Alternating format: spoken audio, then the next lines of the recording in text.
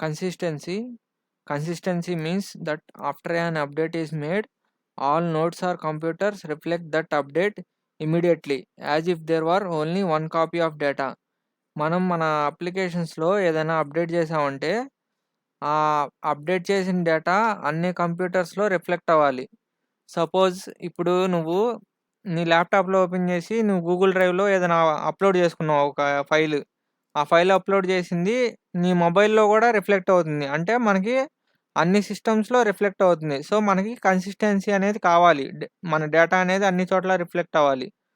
Same ఇట్లానే మన అప్లికేషన్స్‌లో మనకి ఒక మాస్టర్ డీబీ ఉండిద్ది. రీడ్ రెప్లికా అంటే స్లేవ్ డీబీస్ ఉంటాయి.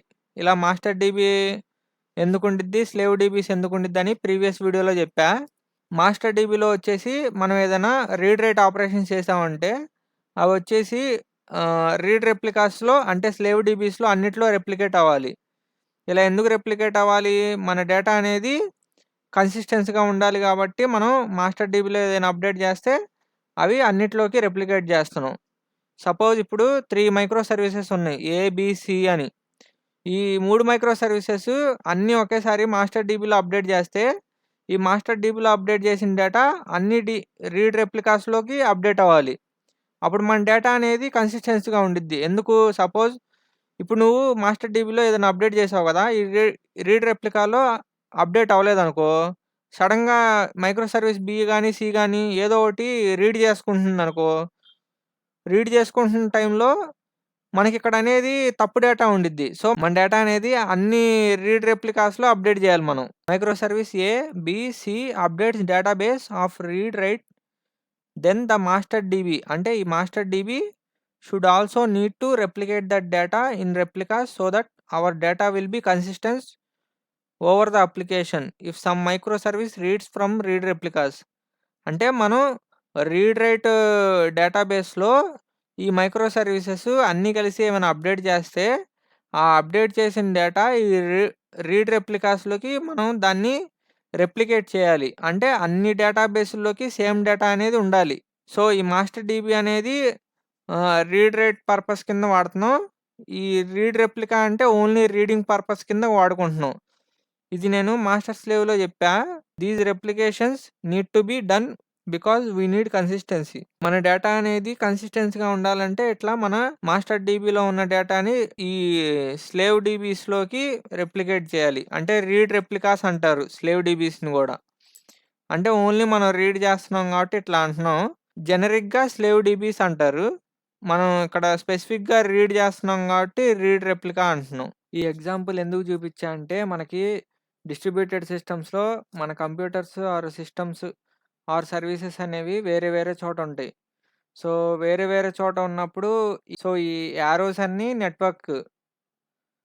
ప్రతీదీ నెట్వర్క్ ద్వారా కమ్యూనికేట్ అవుతుంది. సో, మన డేటా అనేది ఒక డేటాబేస్‌లో అప్డేట్ చేస్తే, ఆ డేటాబేస్ అనేది నెట్వర్క్ ద్వారా అప్డేట్ చేస్తున్నాం కాబట్టి, మనకి కన్సిస్టెన్సీ అనేది మెయింటైన్ చేయాలి. మనకి కన్సిస్టెన్సీలో కూడా 2 టైప్స్ ఆఫ్ కన్సిస్టెన్సీస్ ఉంటాయి. ఒకటొచ్చేసి స్ట్రాంగ్ కన్సిస్టెన్సీ, ఇంకోటి ఎవెన్చువల్ కన్సిస్టెన్సీ. స్ట్రాంగ్ కన్సిస్టెన్సీ అంటే, ఇప్పుడు మైక్రో సర్వీస్ ఇలా 3 మైక్రో సర్వీసెస్ ఉన్నాయి గదా! ఇవొచ్చేసి ఇమ్మీడియేట్‌గా మాస్టర్ డీబీలో అప్డేట్ చేయంగాల్నే, మనం రీడ్ రెప్లికాస్‌లో కూడా ఇమ్మీడియేట్‌గా అప్డేట్ చేసిన తర్వాతే, మనకి రెస్పాన్స్ అనేది వీటికెళ్తుంది. అంటే అన్ని డేటాబేసుల్లోకి అప్డేట్ చేసిన తర్వాతే, అన్నీ కన్ఫర్మ్ అని అన్న తర్వాతే మనం రెస్పాన్స్ అనేది పంపిస్తాం. అదే ఏ ఒక్క డేటాబేస్ అయినా రెస్పాన్స్ అనేది రాలేదనుకో, అప్పుడు ఏమనుకుంటాం, ఏదో ఒక డేటా రీడ్ రెప్లికా మనకు పనిచేయలేదు, అప్డేట్ అవ్వలేదు ఆ డేటాబేస్‌లో. సో, మనం రెస్పాన్స్ అనేది అప్పుడు మైక్రో సర్వీసెస్‌కి పంపియము. ఎందుకంటే, అది కన్సిస్టెన్సీ కాదు కాబట్టి. స్ట్రాంగ్ కన్సిస్టెన్సీ అంటే ఏంటి? ఇప్పుడు ఏమర్థమైంది మనకి? మనం ఏదైనా మాస్టర్ డీబీలో అప్డేట్ చేస్తే, అన్ని రీడ్ రెప్లికాస్‌లో అప్డేట్ అయిన తర్వాతే మనకి రెస్పాన్స్ అనేది మైక్రో సర్వీసెస్‌కి పంపిస్తాం. అంటే యూజర్‌కి రెస్పాన్స్ వస్తది. అన్ని డేటాబేస్‌లో అప్డేట్ అయిన తర్వాతే. Examples for strong consistency banking systems data should be replicated in all DBs. Otherwise users values will show wrong due to read replicas. ఇప్పుడు మనకి ఏదైనా రీడ్ రెప్లికాలో ఏదైనా గ్లిచ్ వచ్చి, ఏదో నెట్వర్క్ ఏదో ఇష్యూ వచ్చి ఒక రీడ్ రెప్లికాట్లో అప్డేట్ అవ్వలేదనుకో, అప్పుడు బ్యాంకింగ్ అప్లికేషన్స్‌లో ఏంటి మన డేటా అనేది క్రిటికల్. ఒక రీడ్ రెప్లికాలో అప్డేట్ అవ్వకపోతే యూజర్ ఏమనుకుంటాడు, నా డేటా అనేది ఎళ్ళలేదు, చాలా రిస్క్ అని ఫీల్ అవుతాం. సో, అలాంటి టైంలో మనం స్ట్రాంగ్ కన్సిస్టెన్సీ మెయింటైన్ చేయాలంటే, మనం ఆ డేటా అనేది మాస్టర్ డీబీలో అప్డేట్ అయితే అన్ని డేటాబేస్‌లో, అన్ని రీడ్ రెప్లికాస్‌లో అప్డేట్ అయిన తర్వాతే మనం రెస్పాన్స్ అనేది పంపిస్తాం. ఓకే. అప్డేట్ అయింది. మనం యూజర్‌కి అప్పుడు చూపిస్తాం. అప్పటి వరకు మనం డేటా అనేది డేటా అనేది రెస్పాన్స్ ఎమ్మటనే పంపియం. ఎవరైనా రీడ్ చేసుకున్నా ఆ రీడ్ రెప్లికాస్‌ని కూడా చూపియం. సో, ఇప్పుడు మనకి డేటా అనేది అన్ని డేటాబేస్‌లో ఎందుకు రెప్లికేట్ చేస్తున్నామో అర్థమైంది కదా! ఇలా బ్యాంకింగ్ సిస్టమ్స్ వాడుకుంటే, so, with synchronous replication we can achieve strong consistency. అంటే ఈ సింక్రోనస్ ఆర్ రెప్లికేషన్ వాడుకొని స్ట్రాంగ్ కన్సిస్టెన్సీని మెయింటైన్ చేస్తున్నాం.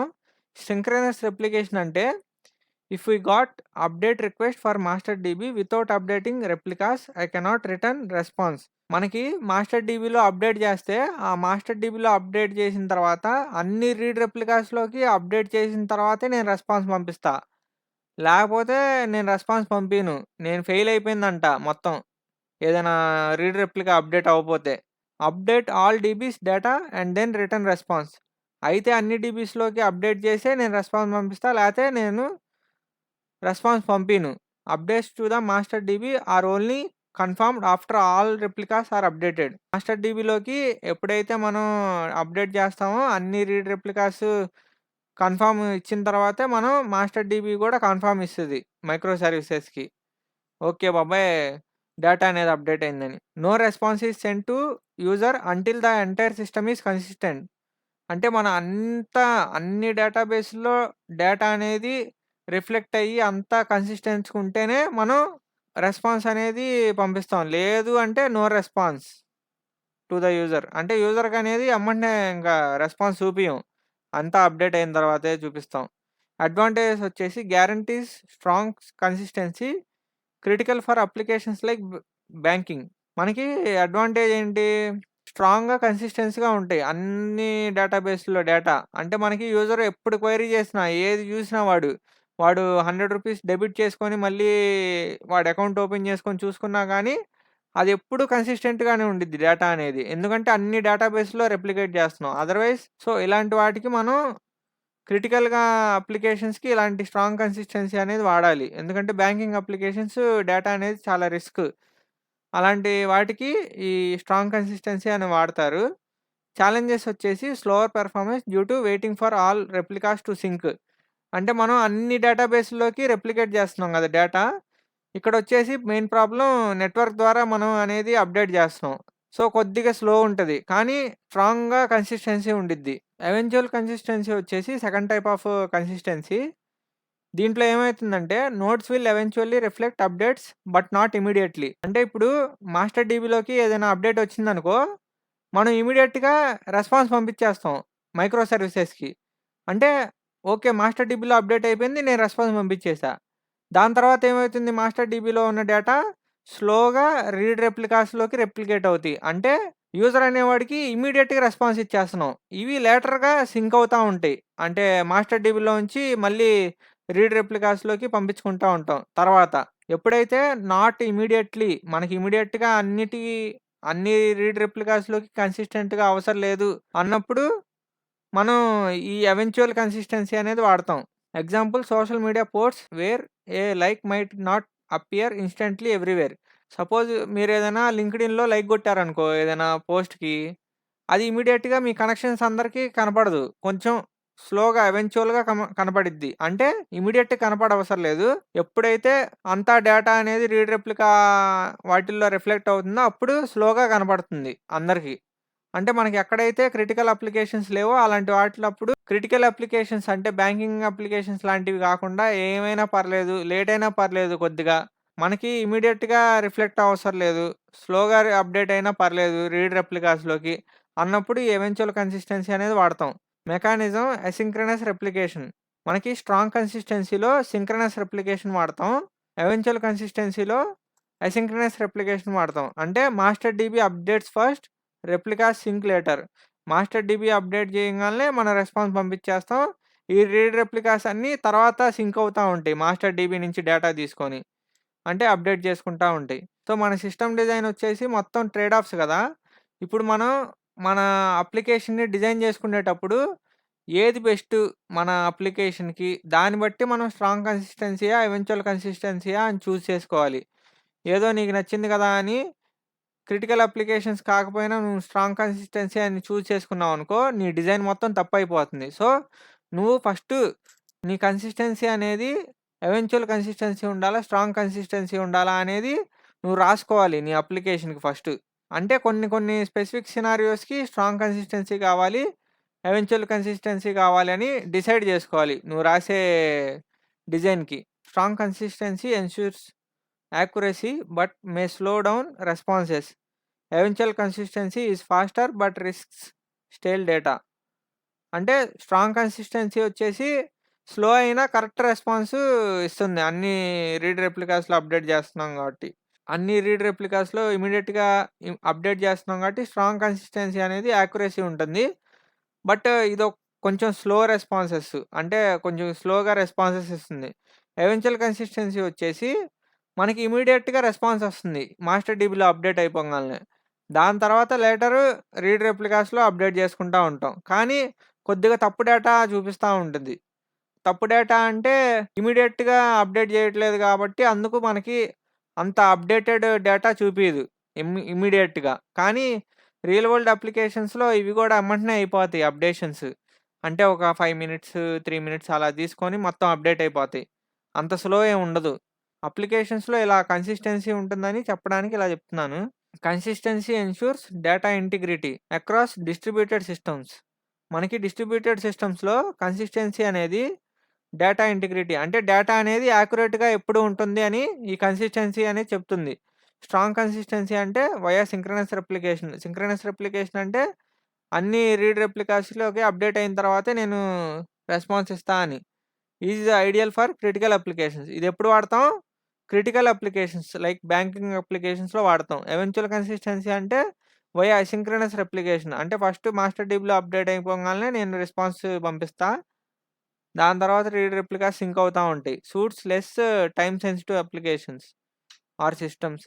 అంటే అంత ఇంపార్టెంట్ కాదు. తర్వాత లేటర్ అప్డేట్ చేసుకుంటా అన్నప్పుడు ఈ ఎవెన్చువల్ కన్సిస్టెన్సీ అనేది వాడతాం. అవైలబిలిటీ అంటే ఏంటో ఇప్పుడు చూద్దాం. Some systems or applications required to be available all the time. కొన్ని సిస్టమ్స్ అంటే ఎప్పుడు అవైలబుల్‌గానే ఉంటా ఉండాలి. Even though the data can be eventual consistent. అంటే మన డేటా అనేది కన్సిస్టెన్సీగా ఇమ్మీడియేట్‌గా అవ్వకపోయినా మన సిస్టమ్ అనేది ఎప్పుడు అవైలబుల్‌గా ఉండాలి. అలా కొన్ని అప్లికేషన్స్ ఉంటాయి. వాటిల్లో వచ్చేసి యూట్యూబ్ వచ్చేసి ఒక application. YouTube should always be available otherwise you cannot see my videos. అంటే ఇప్పుడు యూట్యూబ్ అనేది నేను అప్‌లోడ్ చేశాననుకో వీడియో, అది నీకు ఇమ్మీడియేట్‌గా రిఫ్లెక్ట్ అవ్వాలని రూల్ ఏం లేదు. నీకొక 5 మినిట్స్ ఆర్ 10 మినిట్స్ తర్వాత నీకు రిఫ్లెక్ట్ అవ్వచ్చు. కానీ నా పాత వీడియోస్ మీరు చూడగలుగుతున్నారు. అంటే ఇప్పుడు యూట్యూబ్ వచ్చేసి మనకి అవైలబుల్ అంటే హైలీ అవైలబుల్. మనకి అప్లికేషన్ అనేది ఆగిపోకుండా ఉండడాన్ని అవైలబిలిటీ అంటాం. అంటే ఎల్లప్పుడూ మనకి ఆ యూట్యూబ్ అనేది పనిచేస్తూనే ఉంటుంది. అంటే మీరు నా పాత వీడియోస్ గూడా చూసుకోవచ్చు. నేను ఇమ్మీడియేట్‌గా అప్‌లోడ్ చేసిన వీడియో రిఫ్లెక్ట్ అవ్వకపోయినా మీరు నా పాత వీడియోస్ చూస్తున్నారు కాబట్టి అది హైలీ అవైలబుల్ సిస్టమ్. దాన్ని అవైలబిలిటీగా అంటాం. SLA service level agreement.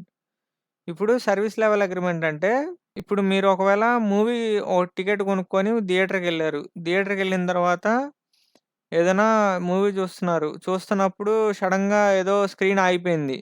ఎమ్మటనే ఏంటి మీరు థియేటర్ మొత్తం గోల చేస్తుంది. ఏంది సినిమా ఆపేసారు. ఏంది మా టికెట్ వాల్యూ లేదా అని అడుగుతారు గదా!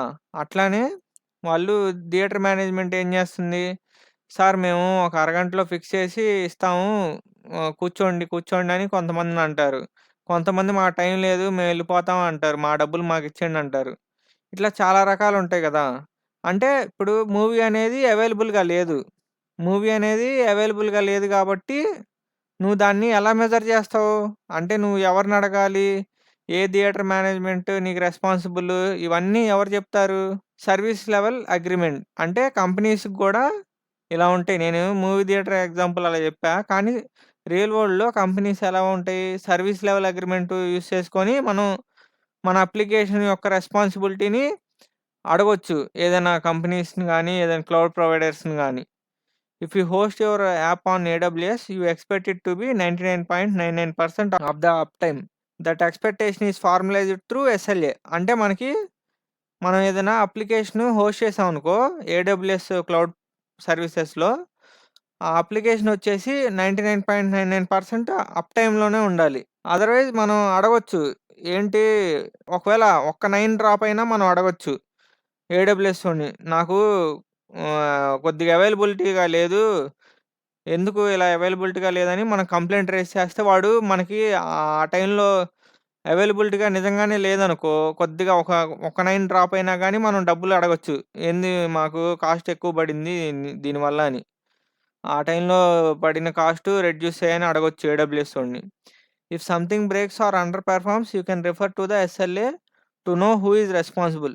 ఇప్పుడు మన అప్లికేషన్‌లో క్లౌడ్‌లో డిప్లాయ్ చేసావు కదా! అప్పుడు డేటాబేస్ పనిచేయలేదనుకో, ఎవరినడుగుతావు? ఎవరినడగాలి అయన్నీ డీటెయిల్స్ ఈ ఎస్ఎల్ఏ సర్వీస్ లెవెల్ అగ్రీమెంట్‌లో మనం చూడొచ్చు. Example if a database crashes and there is a 1 hour SLA for recovery. The team knows they must act immediately. అంటే ఆ 1 అవర్‌లో రికవర్ అవ్వకపోతే మళ్ళీ మనం డబ్బులడగొచ్చు. ఏంటి ఈ 1 అవర్‌లో రికవర్ అవ్వలేదని. అంటే ఈ 1 అవర్‌లో ఆ టీమ్ మొత్తం ఏడబ్ల్యూఎస్ టీమ్ మొత్తం రికవర్ చేస్తారు. ఒకవేళ మన డేటాబేస్ అనేది క్రాష్ అయితే.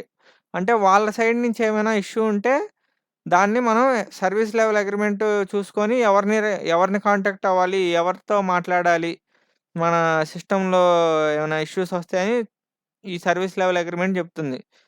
ఎస్ఎల్ఏస్ include penalties or service credits if the provider fails to meet their guarantees. మనకి క్లౌడ్ ప్రొవైడర్స్ ఏమైనా వాళ్ళిచ్చిన సర్వీసెస్ ఏమైనా సరిగ్గా పనిచేయట్లేదనుకో, మనం ఈ ఎస్ఎల్ఏస్ వాడుకొని మనం అనేది వాళ్ళ దగ్గర నుంచి మనం వాడుకున్న మన సర్వీసెస్‌కి మనం పెట్టిన కాస్ట్ మొత్తం రీఫండ్ చేసుకోవచ్చు. If up time drops below 99.9% AWS might refund A percentage of your bill. అంటే ఇప్పుడు నేను 99.99% అప్ టైమ్‌లోనే ఉండాలి. ఏడబ్ల్యూఎస్‌లో డిప్లాయ్ చేస్తా అన్నా గదా! ఒకవేళ ఒక్క 9 డ్రాప్ అయినా గానీ ఏడబ్ల్యూఎస్ వోడు మనకి రీఫండ్ ఇవ్వాలి. అంటే ఈ సర్వీస్ లెవెల్ అగ్రీమెంట్‌లో వాళ్ళు అలా మెన్షన్ చేస్తారు. ఏమైనా అప్లికేషన్స్ ఇలా అవైలబిలిటీ ఏమైనా తగ్గితే. ఎందుకంటే ఆ ధైర్యంతోనే కదా మనం డిప్లాయ్ చేస్తున్నాం. వాడు 99.99% మనకి ఎప్పుడు అవైలబుల్‌గా ఉంటాయని వాడి సిస్టమ్స్‌లో. సో, ఇప్పుడేమైనా ఒక్క 9 డ్రాప్ అయినా మనం అనేది సర్వీస్ లెవెల్ అగ్రీమెంట్‌లో ఎవడికి కంప్లెయింట్ ఇవ్వాలి, ఏం జేయాలి అనేది ఉంటుంది.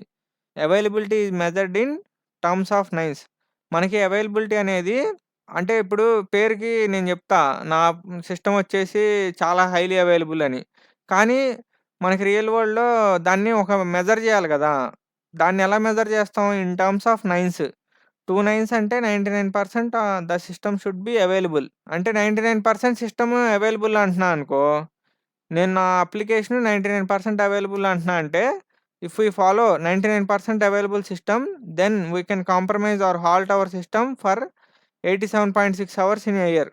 అంటే మనం 99% అవైలబుల్ అంటున్నామంటే, నేను సంవత్సరంలో 87.6 అవర్స్ నేను నా సిస్టమ్ అనేది కాంప్రమైజ్ అంటే ఆపుతా. అంటే నా సిస్టమ్ 87.6 అవర్స్ 1 ఇయర్‌లో ఆగొచ్చు. This is acceptable for non critical systems.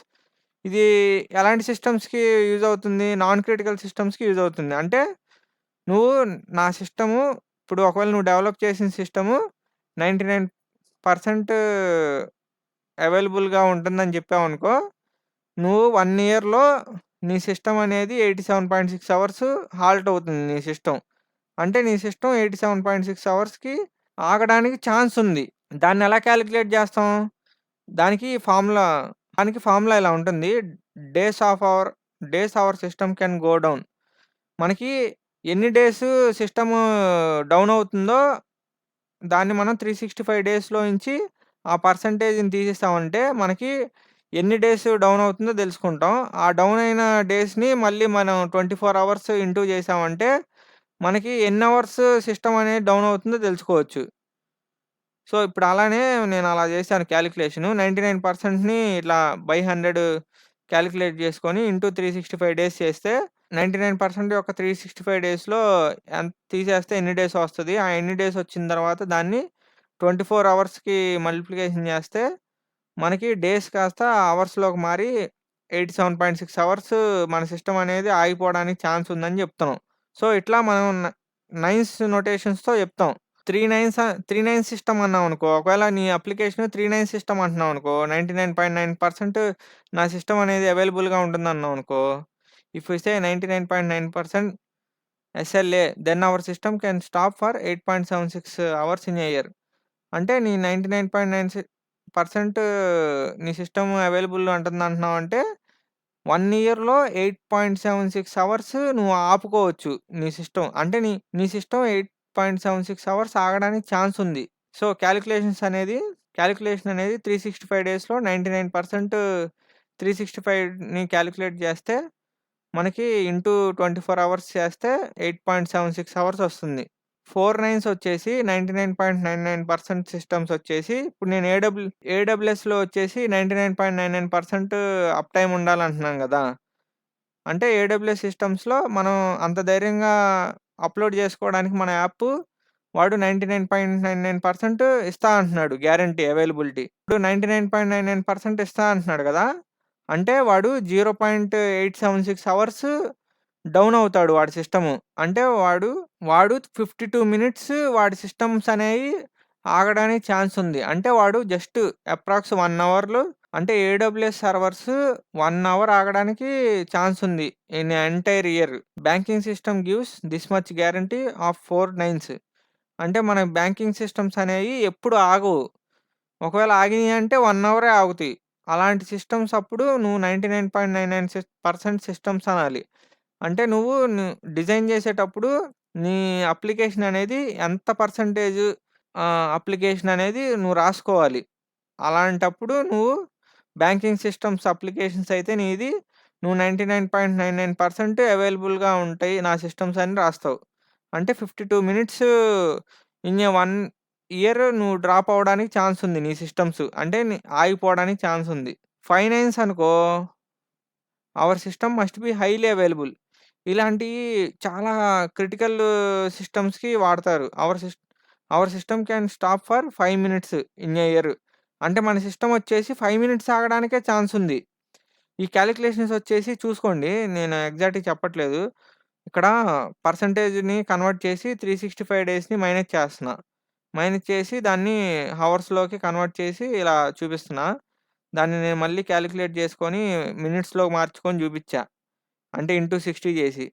So, అదంతా కాలిక్యులేషన్స్ చేసుకోండి. Hour system can stop for 5 minutes in a year. అంటే మన సిస్టమ్ వచ్చేసి 5 మినిట్సే ఆగుతుంది ఇన్ ఎంటైర్ ఇయర్. అంటే అయి చాలా highly available systems. Health care systems వచ్చేసి ఒక ఎగ్జాంపుల్ ఏరోప్లేన్ సిస్టమ్స్. అంటే మనకి ఏ ఏరోప్లేన్ ట్రాఫిక్ అంటే మొత్తం అన్ని డేటా తెలియాలి గదా! ఎవడెవడు ఎక్కడ ఎళ్తున్నాడు, ఏ ప్లేన్ ఎక్కడికెళ్తుందని. ఇట్లాంటి హైలీ క్రిటికల్ అప్లికేషన్స్‌కి ఈ ఫైనాన్స్ అవైలబిలిటీ ఉందని జెప్తాం. How can we make sure our systems are highly available? మన సిస్టమ్స్ వచ్చేసి హైలీ అవైలబుల్ చేయడానికి ఏం జేయాలి? Replication for backup servers. Redundancy of hardwares, DB network. అంటే మన డేటా వచ్చేసి రెప్లికేట్ చేసుకుంటా ఉండాలి. ఏదైనా డేటాబేస్ మాస్టర్ డీబీ క్రాష్ అయినా వేరే స్లేవ్ సర్వర్స్ అంటే స్లేవ్ డీబీస్ ఏదో ఒకటి పికప్ అయ్యి అది మాస్టర్ అవుతుంది. అంటే డేటా అనేది రిడెండెన్సీ చేసుకోవాలి. అంటే ఒక డేటా అనేది అన్ని చోట్ల పెట్టుకుంటే ఏదైనా క్రాష్ అయిపోయినా గానీ వేరే డేటా నీకు అందుబాటులో ఉండిద్ది. స్కేలింగ్ అనేది చేసుకోవాలి. హారిజాంటల్ స్కేలింగా లేతే వర్టికల్ స్కేలింగా అని. వర్టికల్ స్కేలింగ్ వచ్చేసి మోనోలిథిక్ వాడతారు. హారిజాంటల్ స్కేలింగ్ వచ్చేసి మైక్రో సర్వీసెస్‌కి వాడతారు గదా! అంటే బేస్డ్ ఆన్ ద లోడ్ నువ్వు స్కేలింగ్ జేసుకోవాలి. హారిజాంటల్ స్కేలింగా, వర్టికల్ స్కేలింగా అని. జియోగ్రాఫికల్ డిస్ట్రిబ్యూషన్ జేసుకోవాలి. అంటే నీ డేటా వచ్చేసి అన్ని చోట్ల పెట్టుకోవాలి. ఒక కంట్రీలో గాదు. ఇప్పుడు యూఎస్ఏలో పెట్టుకోవాలి, ఇండియాలో పెట్టుకోవాలి, పాకిస్తాన్‌లో అవసరం లేదులే. వేరే చోట ఇంకెక్కడైనా. Make our servers in all countries India, USA, Africa ఇట్లా. లోడ్ బ్యాలెన్సింగ్ అంటే లోడ్ అనేది బ్యాలెన్స్ చేయాలి. ఏ సర్వీసెస్‌కి పంపియాలి, ఏది అని. మానిటరింగ్. మనం కంటిన్యూయస్‌గా మానిటర్ చేయాలి లాగ్స్ ఇవన్నీ. అంటే ఏవైనా ఇష్యూస్ వస్తే అయి గూడా చెక్ జేసుకోవాలి. మన అప్లికేషన్స్ మెయింటైన్ చేసేటప్పుడు. అప్పుడేంటి ఏమైనా ఇష్యూస్ ఉంటే ఆ మానిటరింగ్ చేసేటప్పుడు బయటపడతాయి. క్లౌడ్ సొల్యూషన్స్ అంటే ఇట్లా ఎవరైతే హైగా అవైలబుల్ సొల్యూషన్స్ ప్రొవైడ్ చేస్తారో లైక్ ఏడబ్ల్యూఎస్ ఉంది, జీసీపీ ఉంది, ఇట్లా అజూర్ ఉంది. ఇట్లా క్లౌడ్ సొల్యూషన్స్ కూడా ఎత్తుక్కోవాలి. ఎవరైతే హైగా అవైలబిలిటీ ప్రొవైడ్ చేస్తున్నారో వాళ్ళ సొల్యూషన్స్ తీసుకోవాలి. అప్పుడు ఎలా అంటే కొన్ని కొన్ని ప్రొవైడర్స్ అంటార్క్టికాలో డేటాబేసులు పెట్టుకుంటాయి. ఇట్లా కొన్ని కొన్ని ఎక్కువగా సేవ్ చేయడానికి ఓషన్స్‌లో గూడా డేటా అనేది అంటే కొన్ని డేటా సెంటర్స్ పెట్టుకుంటాయి. ఆ సొల్యూషన్స్ అనేయి మనం ఈ డేటా సెంటర్స్ ఎక్కడెక్కడున్నాయి? అంటే ఈ సేఫా? కాదా? అంటే డిజాస్టర్స్‌ని తట్టుకుంటాయా? లేవా? ఇవన్నీ క్లౌడ్ సొల్యూషన్స్ అనేయి మనం గూగుల్‌లో ఎళ్లి ఎతుక్కొని పెట్టుకోవాలి. ఈ test the software for global spikes. అంటే ఇప్పుడు నీకు సడెన్‌గా ఒకేసారి 1,00,00,000 మంది 1,000,000,000 1 సెకండ్‌లో హిట్ చేశారనుకో నీ వెబ్‌సైట్. అంత లోడ్ గూడా ఎమ్మటనే అందుకుండిద్దా? అట్లాంటివి గూడా కొన్ని సాఫ్ట్‌వేర్స్ ఉంటాయి. ఆ సాఫ్ట్‌వేర్స్ వాడి నీ వర్ అప్లికేషన్‌ని టెస్ట్ చేసుకోవాలి. అప్పుడు నీ అప్లికేషన్ అనేది నీ సిస్టమ్ అనేది హైలీ అవైలబుల్ అని చెప్పొచ్చు. దాన్ని మనం 9 టర్మ్స్‌తో డినోట్ చేస్తాం. సో, వీటిని సర్వీస్ లెవెల్ అగ్రీమెంట్స్ అంటాం. సో, అవైలబిలిటీ ఇలా ఉంటుంది. ఇప్పుడు పార్టిషన్ అంటే ఏంటో చూద్దాం. పార్టిషన్‌లో when database 1 trying to update database 2 there can be network failures, network congestion and routing issues. అంటే మనం డేటాబేస్ 1లో ఉన్న డేటాని డేటాబేస్ 2లోకి కాపీ చేస్తున్నాం అనుకో, మనం డిస్ట్రిబ్యూటెడ్ సిస్టమ్స్‌లో ఏం చెప్పుకున్నాం, మన డేటా అనేది రెప్లికేట్ చేసుకుంటా ఉండాలి కదా! మన డేటా సేఫ్‌గా ఉండాలంటే. ఒకవేళ ఈ డేటాబేస్ క్రాష్ అయినా. సో, అందుకు మనం రెప్లికేట్ చేస్తున్నాం కాబట్టి, ఆ రెప్లికేట్ చేసేటప్పుడు మనం ఓవర్ ద నెట్వర్క్ రెప్లికేట్ చేస్తున్నాం. అంటే ఒక సిస్టమ్ ఒక చోట ఉండిద్ది. ఇంకో సిస్టమ్ ఇంకో చోట ఉండిద్ది. సపోజ్ ఇది ఇండియాలో ఉండి ఇది యూఎస్ఏలో ఉందనుకో డీబీ2. మన ఇండియాలో ఉన్న డేటాని యూఎస్‌లోకి రెప్లికేట్ చేస్తున్నాం. అప్పుడు there can be network failures. మనకి ఆ టైంలో నెట్వర్క్ ఫెయిల్యూర్స్ ఉంటాయి. మనం డేటా పంపించేటప్పుడు. మళ్ళీ నెట్వర్క్ కంజెషన్ అంటే మనం డేటాబేస్ 1 నుంచి డేటాబేస్ 2కి చాలా కంటిన్యూయస్‌గా డేటా పంపిస్తే చాలా స్పీడ్‌గా డేటా అనేది సెండ్ చేస్తున్నాం అనుకో, ఈ డీబీ2 కూడా ఓవర్‌వెల్మ్ అయిపోయిద్ది. అంటే ఓరి బాబు! నాకు చాలా పంపించావురా డేటా ఇంగ నాకు ఓపిక లేదు అన్నట్టు ఓపిక లేదనిద్ది. అంటే మొత్తం ర్యామ్ అయన్నీ యుటిలైజ్ అయిపోతాయి. నెక్స్ట్ రౌటింగ్ ఇష్యూస్ ఉంటాయి. అంటే ఈ మధ్యలో నెట్వర్క్ పంపించేటప్పుడు ఏమైనా ఇష్యూస్ ఉంటాయి. Routing issues. అంటే ఈ డెస్టినేషన్ డీబీ2కి ఎళ్ళకపోవచ్చు ఒక్కోసారి మన ప్యాకెట్స్. అట్లాంటివన్నీ ఉంటాయి. సో, మన డేటా అనేది పంపించేటప్పుడు ఓవర్ ద నెట్వర్క్ చాలా ఇష్యూస్ ఉంటాయి. అంతే కదా! నెట్వర్క్‌లో చాలా ఉంటాయి ఇష్యూస్. మనం ఒక ప్లేస్ నుంచి ఇంకో ప్లేస్‌కి పంపియాలంటే. Imagine in DB1 we wrote debit amount 200 but in DB2 it is not updated due to some network failures. At that time the system is inconsistent.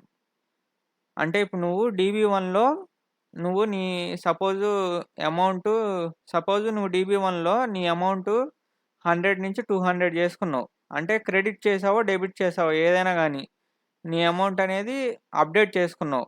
చేసిన తర్వాత DB1లో ఉన్న డేటా DB2లోకెళ్ళాలి. అంటే యూఎస్‌లో డేటాలో గూడా అప్డేట్ అవ్వాలనుకో, అప్పుడు ఇండియాలో ఉన్న డేటా యాక్యురేట్‌గానే ఉంది. యూఎస్‌లో గూడా ఆ డేటా అనేది యాక్యురేట్‌గా ఉండాలంటే మనం నెట్వర్క్ ద్వారా పంపిస్తున్నాం. నెట్వర్క్ ద్వారా పంపించినప్పుడు సపోజ్ ఏదైనా అయిందనుకో, ఇష్యూ వచ్చి నెట్వర్క్ అనేది బ్రేక్ అయిపోయి DB2లోకి అప్డేట్ అవ్వలేదనుకో, DB2లోకి అప్డేట్ అవ్వనప్పుడు మనం దాన్ని ఇన్‌కన్సిస్టెంట్ అంటాం system. These failures of sending data is called as partition.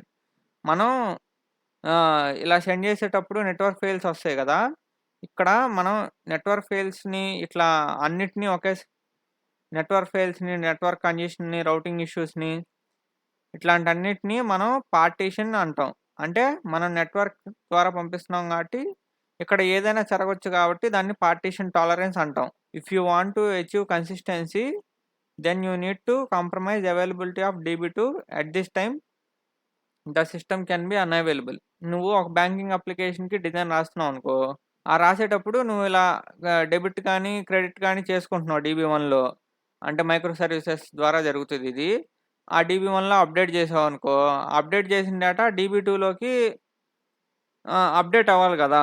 Suppose ఇక్కడ ఏదైనా నెట్వర్క్ పార్టిషన్ అంటే పార్టిషన్ టాలరెన్స్ జరిగిందనుకో, అంటే నెట్వర్క్ ఇష్యూస్ వచ్చినియనుకో, అప్పుడు ఈ DB2లో అప్డేటెడ్ డేటా ఉండదు. అప్పుడు ఈ DB2లో ఎవడైనా నువ్వే రీడ్ చేస్తున్నావనుకో, అంటే DB2లో నుంచి రీడ్ చేస్తున్నావనుకో, ఇక్కడ 100 ఉండిద్ది. కానీ నువ్వు 200 అని క్రెడిట్ చేసావు. కానీ ఇప్పుడు మన డేటా అనేది ఇన్‌కన్సిస్టెంట్‌గా ఉంది గదా! ఇలా ఇన్‌కన్సిస్టెంట్‌గా ఉన్నప్పుడు మనం ఈ డీబీ2 అనేది చూపియకూడదు. అంటే ఒకవేళ ఏదైనా నెట్వర్క్ ఫెయిల్యూర్ అయితే. అంటే పార్టిషన్ జరిగితే మనం డీబీ2 అనేది చూపియకూడదు. చూపిచ్చావంటే నువ్వు అది ఇన్‌కన్సిస్టెంట్ డేటా చూపిస్తున్నావు. అప్పుడేమైతది యూజర్‌కి అయ్యా! నా డబ్బులు పోలేదు. ఏమైందిరా బాబు! అని నువ్వు మళ్ళీ మన సిస్టమ్ మొత్తాన్ని తిట్టుకుంటా ఉంటారు.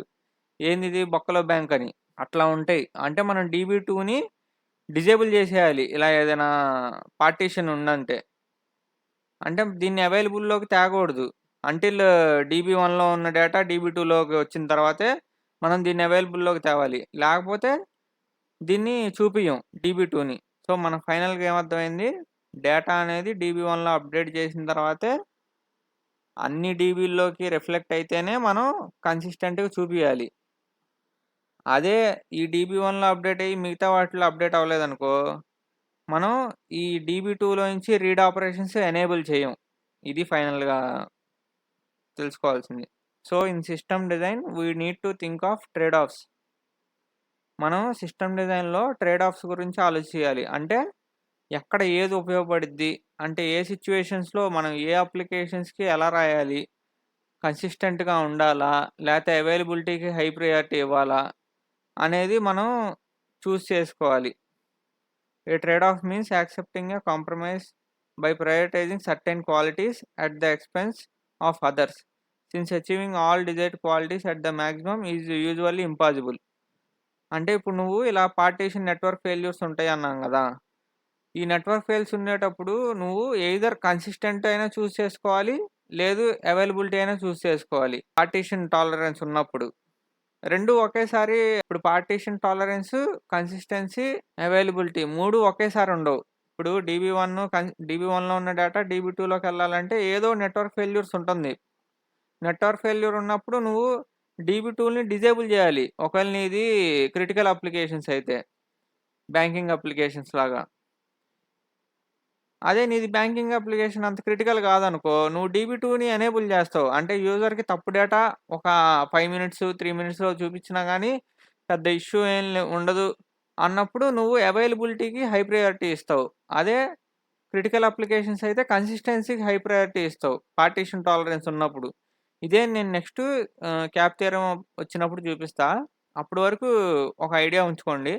So, when something fails the system can go to either inconsistent or not available but consistent. So, మనకి పార్టిషన్ టాలరెన్స్ ఉన్నప్పుడు మన సిస్టమ్ అనేది నాట్ అవైలబుల్ అయినా అయిపోవాలి డీబీ2 లేదా డీబీ2ని అవైలబుల్ చేయాలి. అంటే 2 స్టేట్సే ఉంటాయి పార్టిషన్ టాలరెన్స్ ఉన్నప్పుడు.